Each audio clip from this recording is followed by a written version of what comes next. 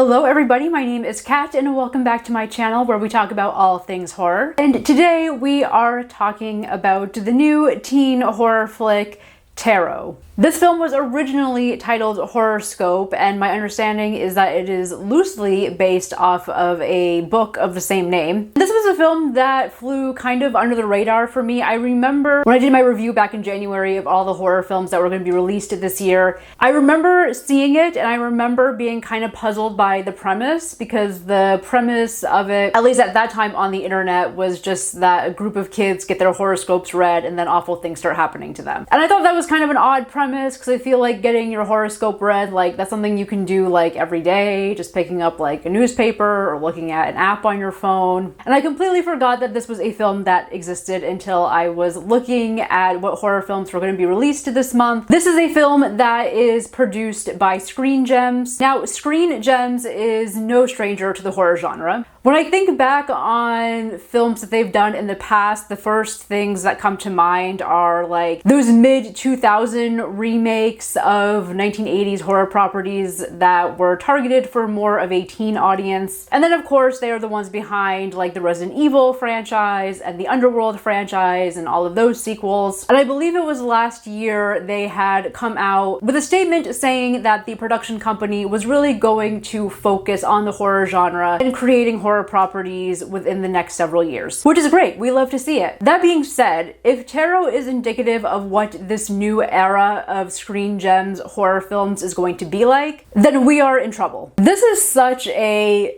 nothing of a movie. Like, I'm struggling to even think about what to say about it. It is very much a film that fits into this like teen horror subgenre. I don't know what to call it, but it's like the subgenre in which you have a group of young people that get together and they find a cursed object or they play a cursed game, and then this curse comes after them one by one and they start dying off in these very bizarre ways. We've seen countless of these films over the past few years. In this film specifically, you have a group of college students who are staying at an Airbnb to celebrate one of their friends' birthdays, and while snooping around the Airbnb, they find this deck of ancient tarot cards. And it just so happens that the protagonist of the group, she is an expert tarot reader. She knows all about astrology, and so she reads their fortunes. And their fortunes all predict that these characters are going to come to untimely demises at some point in the near future. This has all of the traits that you would expect from these bad teen horror films. Obviously, you have like the cursed object that was originally made by someone who like has a score to settle, right? Someone who was wronged in the past, who is seeking out revenge. You have the bad acting from the group. You have tons of exposition dialogue. And when they're not speaking in exposition, then they're talking in like really clunky, bad, like trying to be Gen Z type dialogue. Like, it sounds like dialogue that's written by someone in their 40s who is trying to sound like a young person. The acting in this film is just atrocious, and I always feel bad saying that and critiquing actors. It was a lot of them just like standing around with like their mouths open and like trying to look shocked, but there was just like nothing going on in the eyes. Like, it was just dead in the eyes. And I was like, are these TikTok stars? Is that why they're in this movie? Like, I just don't understand like why a casting person would like put this group of people together and be like, yeah, this is the cast. I mean, like, I remember in the mid-2000s when you had these kind of films and they would always have like the CW stars, like the guys from like Supernatural or like Smallville or something. And like, yeah, they weren't great actors either, but they at least had like charisma. Overall, a mess. Tarot feels like it's desperately trying to be like a weird mix between Insidious and Final Destination. It is certainly not on the level of either of those films or even the sequels. Also, the film doesn't really seem to have a good understanding of like tarot and the horoscopes and birth charts. Like, it's conflating all of these things together under the umbrella of reading a horoscope. That was personally annoying for me. I've always been into like weird occult things, so I have used tarot cards throughout my life, and I have a bunch of tarot decks around. I'm pretty sure I have one somewhere. Yeah, right here. I have them all over the house. Should we pull a tarot card for Tarot the movie and see what it says? Trying to shuffle on camera. I'm really bad at this. Yeah, this one came flying out. What do we got? Page of Swords. in reverse. I have to look up what it means because I'm not an expert tarot reader like the girl in the film. Page of Swords reversed. Irritable, hasty, annoying, doubt. Well, that sums up this movie pretty well, actually. I was just very annoyed at its lack of understanding of astrology and tarot, especially because one of the characters in this film is a Capricorn, and they keep saying that Capricorns are rule breakers. Listen, as a Capricorn myself, I can tell you, we are not rule breakers. We are the exact opposite of that. We always follow the rules. We're very careful. We're workaholics. So get your facts straight, movie, because that's not right. And the beginning of this film is so annoying and boring. Like, it's literally this group of characters. I think there's 6 of them to start off with. And they're sitting around and they have like the tarot card, and she's like pulling cards for everyone, and she's saying like, oh, you have a hanged man in your 5th house or whatever. And it's like for every single character, she has to like pull these cards, and there's this whole exposition dump about these characters' personalities, what their star sign is, and then what horrible thing fate is going to throw at them. Like, I'm pretty sure the first act, like 20 minutes of the first act, is just them pulling these tarot cards and doing dialogue dump about each of these characters. Couldn't have just had them each pull a tarot card, and then as the film goes on, as they're dealing with this evil curse that's coming after them, then we can learn what each of the cards are and what they each mean. And here's the thing, like, I actually kind of like the idea of having different characters that are identifiable by their star signs. I mean, it's a little like cliche and not accurate, but whatever. Like, it could have been interesting to see how the filmmakers created these elaborate death scenes in line with these ideas of the astrology characteristics, as well as like the major arcana in the tarot. Like, there's actually a lot there that you could have played with. They don't do that. Like, all of the characters are just completely one note. Most of them are just like there to be bodies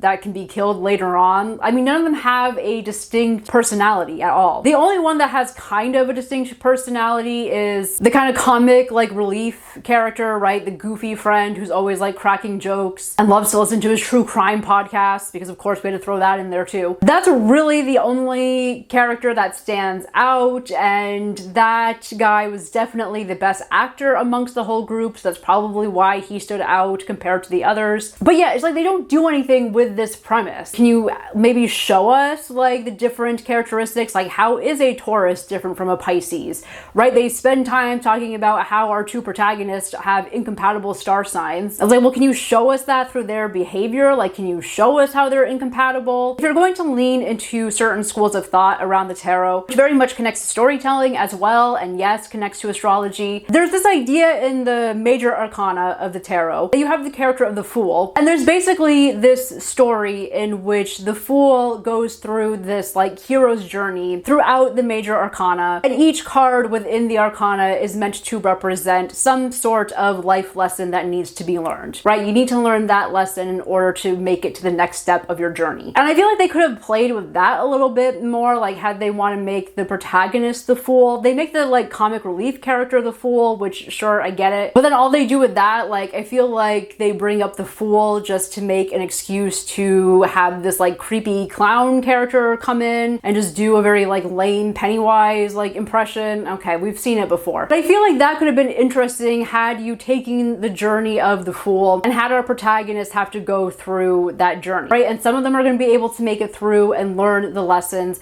and some of them are not. And those are going to be the characters that die very horrible, gruesome deaths. And you could go any number of ways with that, right? You could go the more like fantastical route and bring your characters into a fantasy realm, or you could keep it in the real world and bring in the ideas and themes of the major arcana into like real life, right? How does that manifest itself in the everyday? But what we get in this film, it's like, as I said, the first act, 30 minutes of them just reading cards and exposition. And then second act, you have characters starting to die off, and then the remaining characters have to figure out what's going on. Which, by the way, they figure everything out by doing a very quick Google search. Like, it's incredible. They do a Google search for like haunted tarot, and they're able to find like some person that's an expert in tarot that can help them. And then they go to that person, and that person's like, oh, well, the only way that you can stop this curse is by destroying like the objects. And then it's like the third act is them going back to the house and trying to like figure out how to destroy the card. Like, it's just very paint by numbers storytelling, and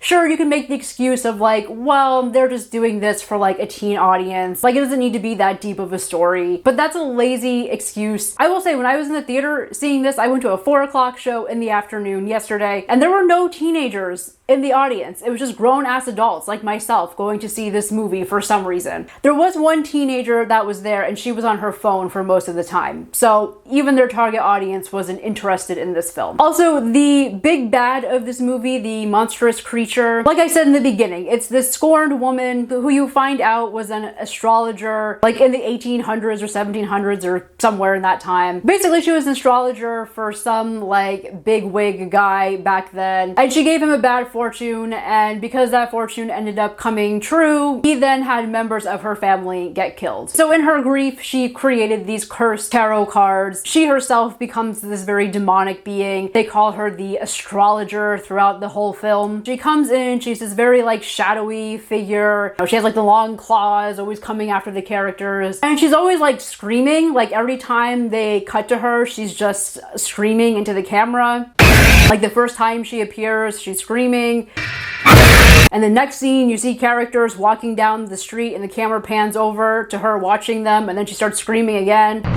Like, that's her shtick throughout this whole movie. It's just her like screaming into the camera. And yes, the purpose of that usually is to try to do some sort of cheap jump scare. And it was at this point I was sitting in the theater and I looked at my phone. I was like, there are still 30 minutes left of this movie. And then I just started thinking to myself, like, what am I doing here watching this? Like, honestly, I'm gonna be heading to London in a few days. Like, I need to be packing. I haven't started packing yet. I still have papers and like exams from the semester that I need to grade. Like, I have all these things that I need to do, and I was like, why am I sitting here watching tarot? Have you ever watched a movie so bad that it starts giving you an existential crisis? That was me with tarot.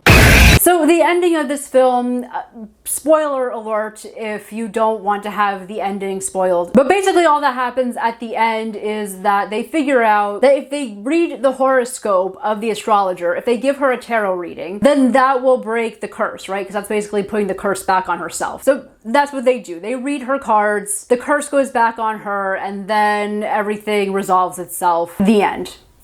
There is a point at the end where, like, they kind of set up earlier in the film that the goofy character, the comic relief character, they make it seem like he had died a horrible death. Although they did set up in the beginning of the film when he was having his tarot cards read that he would come in at the last minute and save his friends in some way. So I kind of figured, like, okay, they set that up at the beginning, so he'll probably come back at some point. He's probably not actually dead. And lo and behold, that's what happened. The two characters that are able to break the curse, you see them walking down this dark road, and then this car like pulls up, and they kind of set up like, oh, maybe something bad is gonna happen. But then the comic relief character comes out of the car and is like, oh my god, I'm here to save you guys. And what was hilarious to me about that is the way that the framing of that scene is the exact same shot as what you see in the ending of Get Out. If you watched Get Out, you know what I'm talking about at the end. That scene when like the car shows up and you think that it might be someone that it's actually not. It's the exact same framing. And I was like, there were a few moments like that throughout the film where I was sitting there and I was like, is this film trying to be funny on purpose? I had the question of like, does this film know what it is? And it's just kind of playing along and trying to wink at us as the audience. And the thing is that after I saw the film, when I went on Google to just kind of look up the information for it, it is categorized on Google as a horror comedy. But here's the thing, is that I don't think the filmmakers intentionally went into this planning to make a horror comedy. I think what probably ended up happening is that they made this film and then in the editing room, they kind of saw the mess that they had. So they were trying to salvage bits and pieces of it by editing it in a certain way to make scenes come across more comedic than maybe what they originally intended. Because the thing is that these moments of what seem like intentional comedy are only sprinkled throughout the film. It doesn't keep a consistent tone. And usually horror comedies, when they're trying to be horror comedies, they do have a consistent tone to them. A good example of this would be something like Abigail that came out a couple weeks ago, right? Even if you were to go into that film never seeing a trailer for it, you could tell immediately from the tone that it's meant to be a horror comedy. It keeps that tone consistently throughout the whole film. That is not the case here with Tarot. There are, again, these kind of oddly edited moments that seem like they're trying to be funny, but then there are other moments where it feels like the film is taking itself way too seriously. Like, there were weird times when it felt like the film wanted to have these like really dramatic moments. For example, they realize that they have to go back to the Airbnb to find the tarot cards so that they can destroy them. They're having this moment of like, oh, we have to figure out how to get back to the Airbnb. Do you think it's still available? And then you have this completely nothing of a character who has like done nothing and said very little. Throughout most of the movie, you have no idea who she is as a character, but she just like comes through like the center of the frame and they like close in on her and it's all very dramatic and she's like, yes, it is available because I just booked it. And it's like, what are these like dramatic moments? Is this supposed to be funny? I don't know. If it is supposed to be funny, if they did go into it wanting to make it a horror comedy, that needed some work in the writing as well. So yeah, Tarot, not great. Don't recommend seeing it. Don't even really recommend streaming it. So yeah, that's my thoughts on Tarot. I really have nothing else to say about this movie. I have to go pack and get ready to go to Europe. So coming up, I have a video on some horror books that I've been reading. I'm trying something new and doing a review of horror books that I'm hoping to upload while I'm away. And then The Strangers Chapter 1 is going to be released when I'm on my way back from Europe, so I'll try to get to that as soon as I'm home and hopefully recovered from jet lag. And then we have In a Violent Nature at the end of May, which I'm very much looking forward to. If you saw this movie, why? If you saw this movie, let me know your thoughts in the comments down below. Let me know what films you're looking forward to seeing this summer, and I will talk to you next time. Thank you so much for watching.